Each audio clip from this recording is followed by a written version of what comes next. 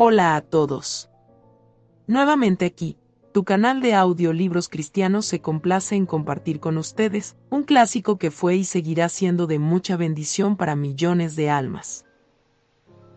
La presente obra que escucharán a continuación es un testimonio histórico de las persecuciones desencadenadas contra los verdaderos cristianos. Esta edición en el idioma español presenta una recopilación completa de la vida y testimonio de los más insignes mártires primitivos y de los mártires protestantes desde los tiempos de los apóstoles hasta las misiones de finales del siglo XIX. Fue escrito por John Foxe, uno de los más importantes historiadores cristianos de todos los tiempos. En Inglaterra, el libro fue publicado por primera vez después de la muerte de la reina María la Sanguinaria en el siglo XVI. Este famoso libro causó tal impacto en la sociedad inglesa de la época, que, hasta la aparición de la obra, El peregrino de John Bunyan en 1678, los puritanos no tenían otra lectura que la Biblia y el libro de los mártires de Foxe. Sin duda alguna es un clásico que todo cristiano verdadero debería leer, o en este caso, escuchar. Bosquejo del autor. A continuación, una breve biografía del escritor de este famoso libro. John Foxe, o Foxe, nació en Boston, en el condado de Lincolnshire, Inglaterra, en el año 1517, donde se dice que sus padres vivían en circunstancias respetables. Quedó huérfano de padre a una edad temprana, y a pesar de que su madre pronto volvió a casarse, permaneció bajo el techo paterno. Por su temprana exhibición de talento y disposición al estudio, sus amigos se sintieron impulsados a enviarlo a Oxford, para cultivarlo y llevarlo a la madurez. Durante su residencia en Oxford, se distinguió por la excelencia y agudeza de su intelecto, que mejoró con la competencia de sus compañeros de estudios, junto con un celo y actividad incansables. Estas cualidades pronto le ganaron la admiración de todos, y como recompensa por sus esfuerzos y conducta gentil, fue escogido miembro del Magdalen College, lo que era considerado como un gran honor en la universidad, y que pocas veces era concedido, solo en casos de gran distinción. La primera exhibición de su genio fue en poesía, y compuso algunas comedias latinas, que aún existen. Pero pronto dirigió su atención a una cuestión más seria, al estudio de las Sagradas Escrituras, y la verdad es que se aplicó a la teología con más fervor que prudencia, y descubrió su inclinación hacia la reforma, que para entonces había comenzado, antes que conociera a los que la apoyaban o a los que le habían protegido. Y esta circunstancia vino a estar en el origen de sus primeros problemas. Se dice que afirmó en muchas ocasiones que lo primero que lo llevó a su examen de la doctrina papista fue que vio diversas cosas tan contradictorias entre sí, que fueron impuestas a los hombres. Por esta razón su resolución y afán de obediencia a la Iglesia sufrieron una cierta sacudida, y gradualmente se estableció un desagrado hacia el resto. Su primer cuidado fue investigar la historia antigua y la moderna de la Iglesia, determinar su origen y progreso, considerar las causas de todas aquellas controversias que habían surgido en el intervalo, y sopesar diligentemente sus efectos, solidez, debilidades, etc. Antes de llegar a los 30 años había estudiado los padres griegos y latinos, y otros eruditos autores, las transacciones de los concilios y los decretos de los consistorios, y había adquirido un conocimiento muy competente de la lengua hebrea. A estas actividades dedicaba frecuentemente una parte considerable de la noche, o incluso la noche entera, y a fin de relajar su mente después de un estudio tan incesante, acudía a una arboleda cercana al colegio, lugar muy frecuentado por los estudiantes al atardecer, debido a su recóndita oscuridad. En estos paseos solitarios se le oía con frecuencia emitir profundos sollozos y suspiros, y con lágrimas derramar sus oraciones a Dios. Estos retiros nocturnos, posteriormente, dieron origen a las primeras sospechas de su alejamiento de la Iglesia de Roma. Apremiado a que diera una explicación de su conducta, rechazó inventar alguna excusa y expuso sus opiniones. Así, por sentencia del colegio, fue declarado convicto, condenado como hereje y expulsado. Sus amigos, al conocer este hecho, se sintieron sumamente ofendidos, y le ofrecieron, cuando había sido así rechazado por los suyos, un refugio en casa de Sir Thomas Lucy, de Warwickshire, a donde fue llamado como preceptor de sus hijos. La casa está cerca de Stratford-on-Avon, y fue este lugar el que, pocos años después, fue la escena de las tradicionales expediciones de pesca clandestina del niño Shakespeare. Fox murió cuando Shakespeare tenía 3 años. Posteriormente, Fox contrajo matrimonio en la casa de Sir Lucy. Pero el temor de los inquisidores papistas le hizo huir pronto de allí, por cuanto no se contentaban con castigar delitos públicos, sino que también comenzaban a inmiscuirse en los secretos de familias privadas. Comenzó entonces a considerar qué debía hacer para librarse de mayores inconvenientes, y resolvió dirigirse a la casa de su suegro. El padre de su mujer era ciudadano de Coventry, y sus simpatías no estaban contra él, y era más que probable que se le pudiera persuadir, por causa de su hija. Resolvió primero ir a casa de él, y antes, mediante cartas, ver si su suegro le recibiría o no. Así lo hizo, y como respuesta recibió el siguiente mensaje, que le parecía cosa dura aceptar en su casa a alguien que sabía que era culpable y que estaba condenado por un delito capital, y que tampoco ignoraba el riesgo en que incurriría al aceptarlo. Sin embargo, actuaría como pariente, y pasaría por alto su propio peligro. Si cambiaba de idea, podía acudir, bajo la condición de que estaría tanto tiempo como deseaba, pero si no podía persuadirse, que tenía que contentarse con una estancia más breve, y no poner en peligro ni a él ni a su madre. No se debía rechazar ninguna condición. Además, fue secretamente aconsejado por su suegra que acudiera, y que no temiera la severidad de su suegro, porque quizá era necesario escribir como lo hacía, pero si se daba la ocasión, compensaría sus palabras con sus acciones. De hecho, fue mejor recibido por ambos que lo que había esperado. De esta manera se mantuvo oculto durante un cierto tiempo, y después emprendió viaje a Londres, durante la última parte del reinado de Enrique VIII. Siendo desconocido en la capital, se encontró con muchas estrecheces, e incluso quedó reducido al peligro de morir de hambre, si la providencia no se hubiera interpuesto en su favor de la siguiente manera. Un día, estando Fox sentado en la iglesia de San Pablo, agotado tras largo ayuno, un extraño se sentó a su lado, y le saludó cortésmente, poniendo una suma de dinero en su mano, y exhortándole a que cobrara buen ánimo. Al mismo tiempo le informó que al cabo de pocos días se le abrirían nuevas perspectivas para su futuro mantenimiento. Nunca pudo saber quién era este extraño, pero al cabo de 3 días recibió una invitación de la duquesa de Richmond para que se encargara de la educación de los hijos del conde de Surrey, que estaba encarcelado en la torre, junto con su padre, el duque de Norfolk, por los celos y la ingratitud del rey. Los hijos así confiados a sus cuidados fueron Thomas, que sucedió en el ducado, Henry, después conde de Northampton, y Jane, que llegó a ser condesa de Westmoreland. Y en el cumplimiento de estos deberes dio plena satisfacción a la duquesa, la tía de los niños.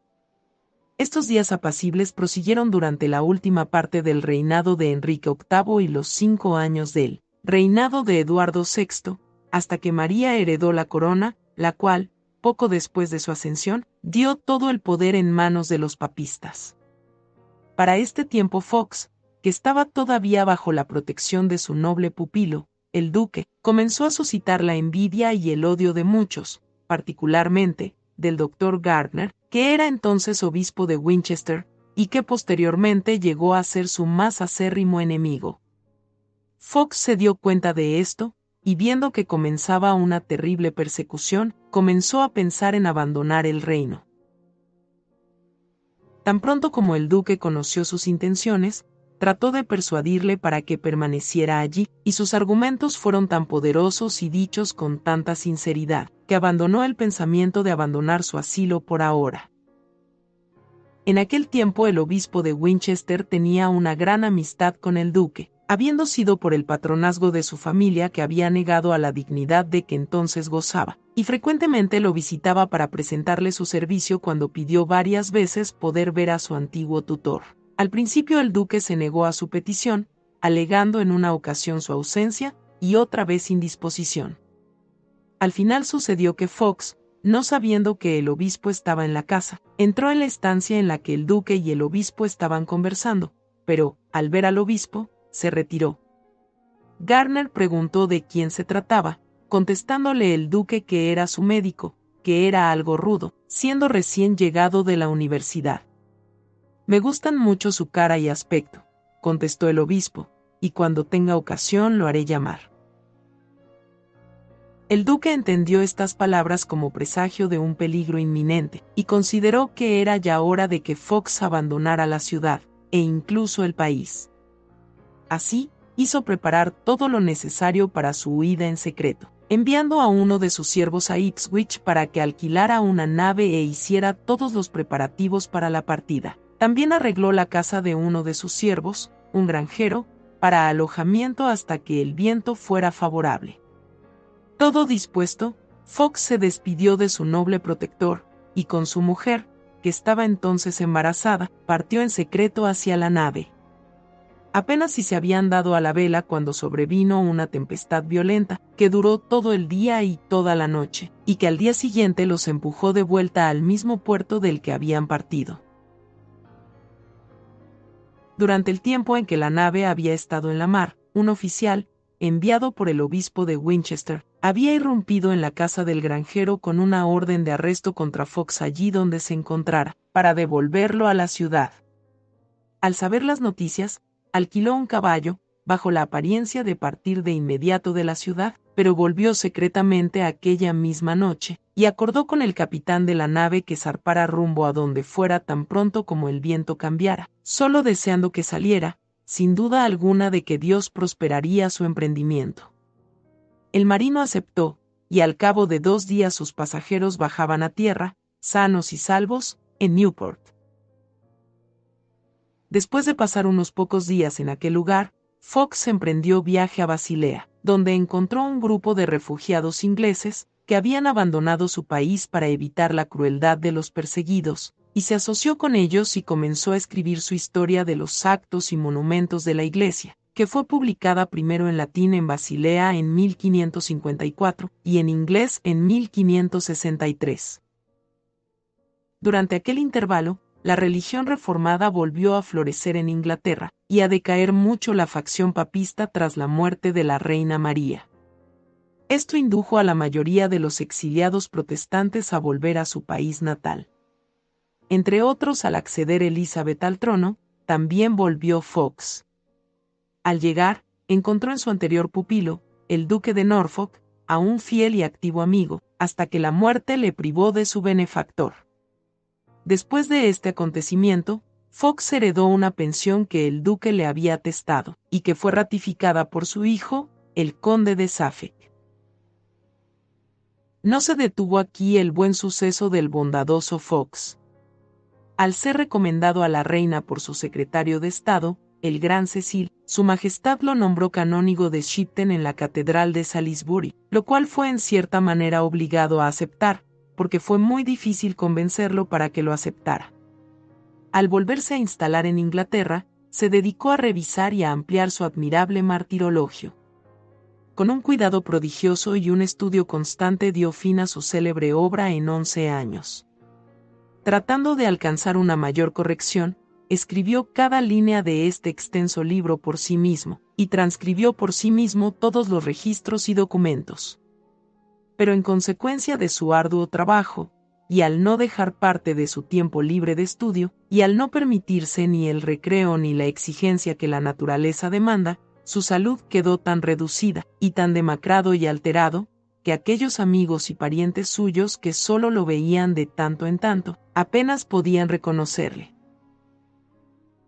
No obstante, aunque cada día se agotaba más, prosiguió con sus estudios con tanta diligencia como solía, que se le pudiera persuadir para que redujera el ritmo de sus trabajos.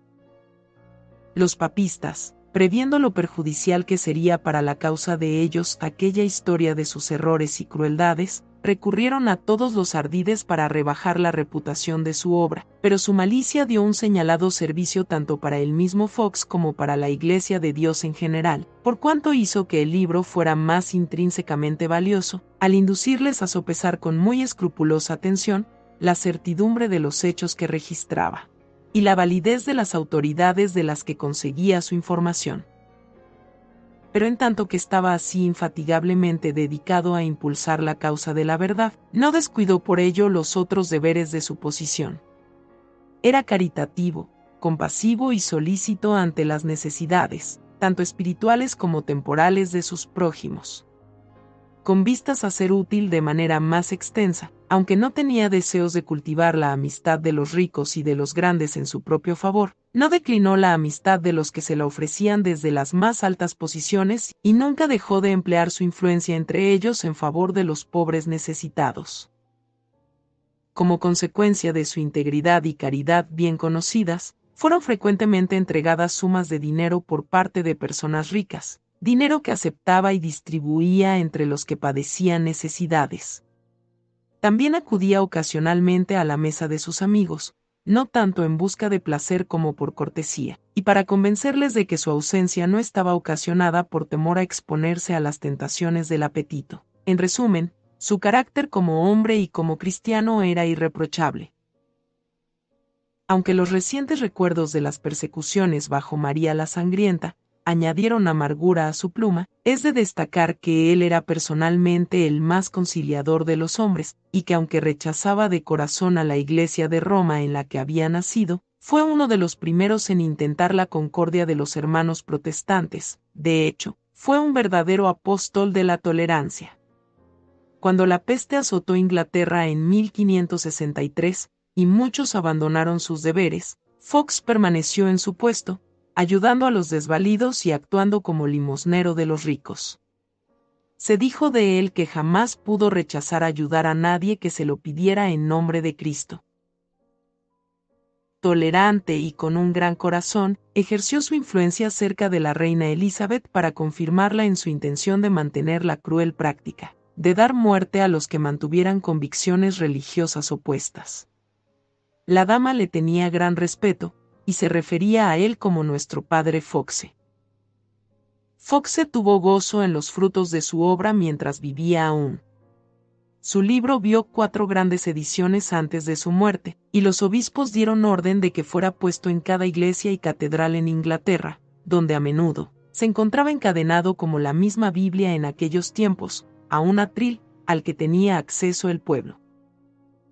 Al final, habiendo dado largo servicio tanto a la Iglesia como al mundo mediante su ministerio, por medio de su pluma, y por el brillo impecable de una vida benevolente, útil y santa, entregó humildemente su alma a Cristo, el 18 de abril del año 1587, a los 70 años de edad.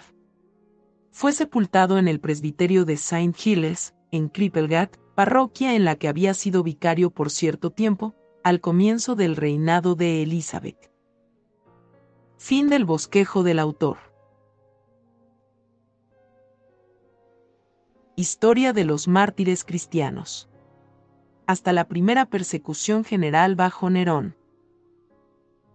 Cristo, nuestro Salvador, en el Evangelio de San Mateo, oyendo la confesión de Simón Pedro, el cual, antes que todos los demás, reconoció abiertamente que él era el Hijo de Dios, y percibiendo la mano providencial de su Padre en ello, lo llamó, aludiendo a su nombre, una roca sobre la cual él edificaría su iglesia con tal fuerza que las puertas del infierno no prevalecerían contra ella.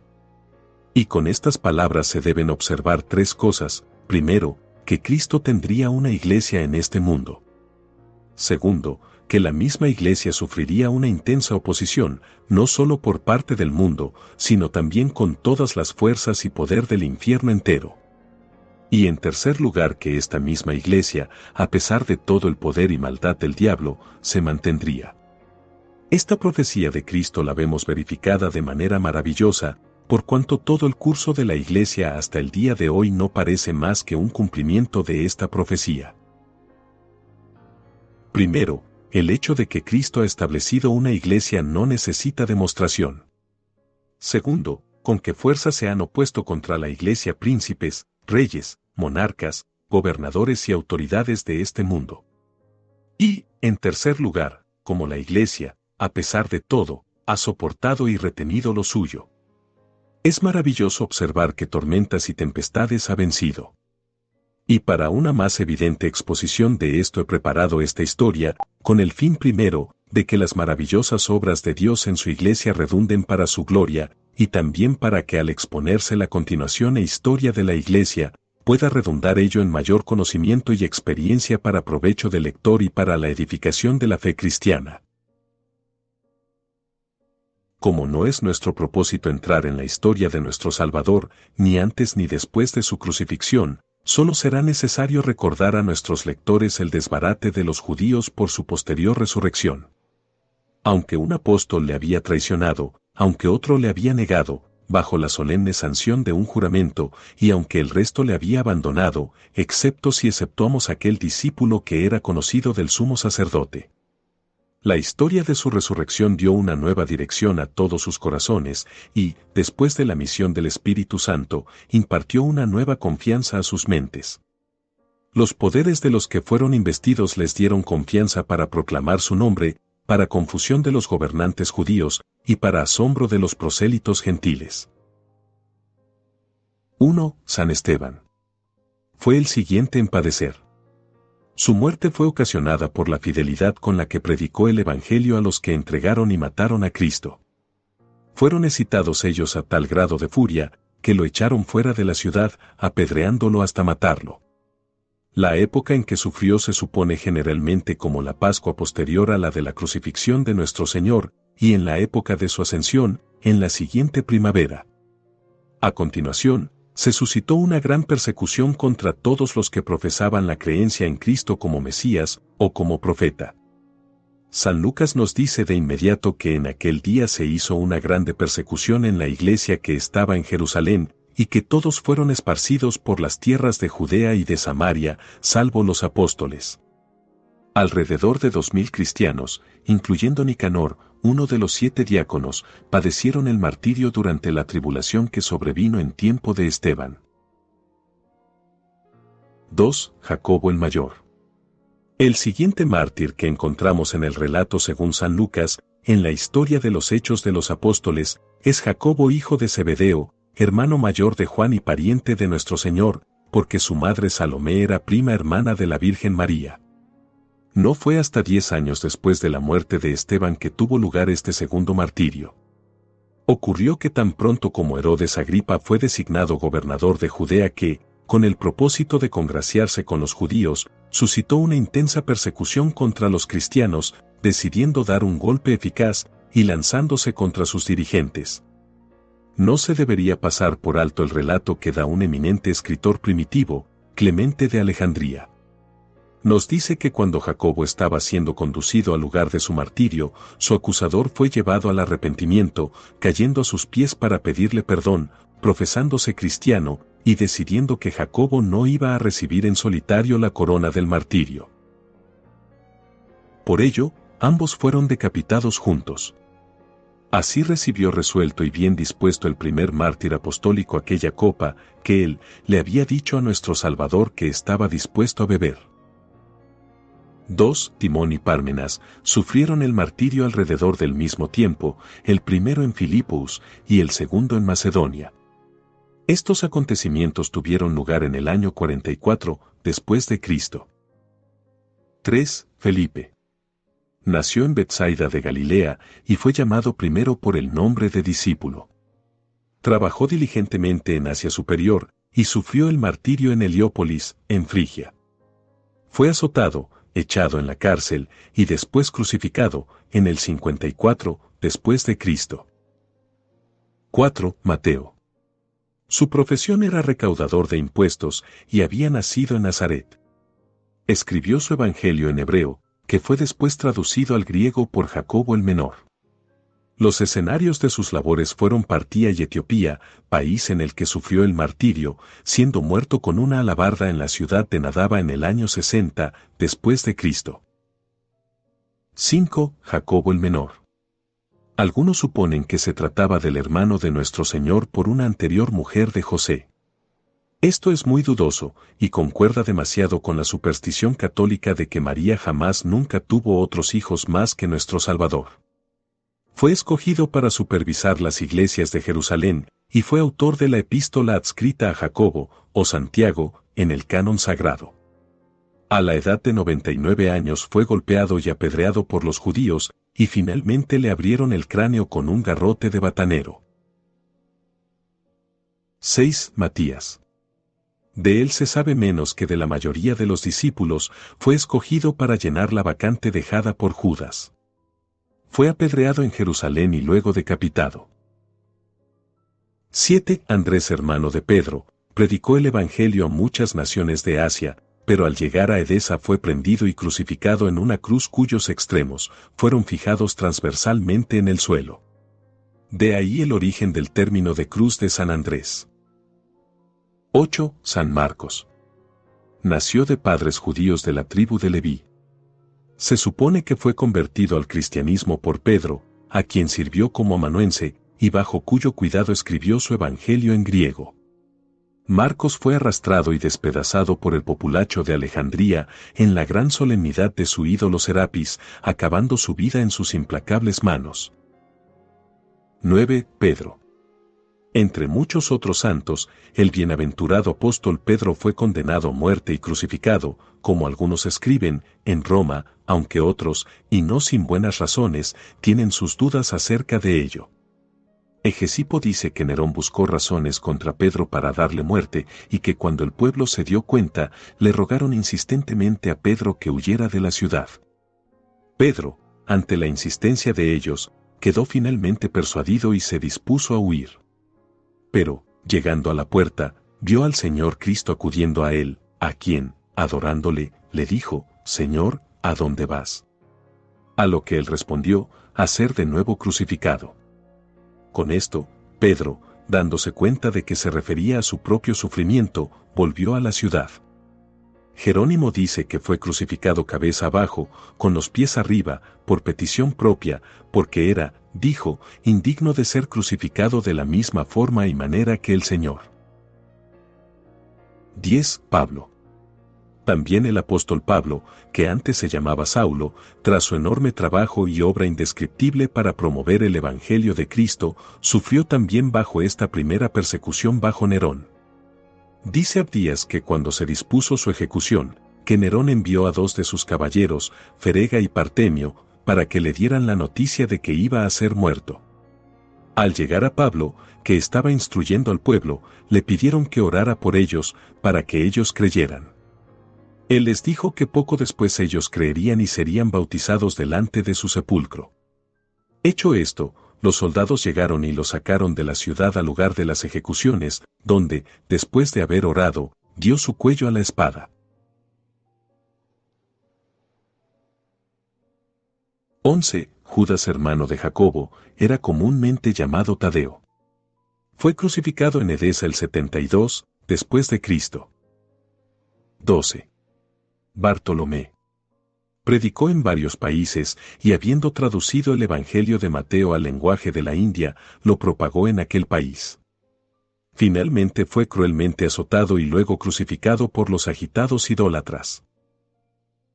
13. Tomás, llamado Dídimo, predicó el Evangelio en Partía y la India, donde, al provocar a los sacerdotes paganos a ira, fue martirizado, atravesado con lanza. 14. Lucas. El evangelista fue autor del Evangelio que lleva su nombre. Viajó por varios países y se supone que fue colgado de un olivo por los idolátricos sacerdotes de Grecia. 15. Simón. De sobrenombre Celote, predicó el Evangelio en Mauritania, África, incluso en Gran Bretaña, país en el que fue crucificado en el 74, después de Cristo. 16. Juan. El discípulo amado era hermano de Jacobo el mayor. Las iglesias Esmirna, Pérgamo, Sardes, Filadelfia, Laodicea y Tiatira fueron fundadas por él. Fue enviado de Efeso a Roma, donde se afirma que fue echado en un caldo de aceite hirviendo. escapó milagrosamente, sin daño alguno. Domiciano lo desterró posteriormente a la isla de Patmos, donde escribió el libro Apocalipsis. Nerva, el sucesor de Domiciano, lo liberó. Fue el único apóstol que escapó una muerte violenta. 17. Bernabé. Era de Chipre, pero de ascendencia judía.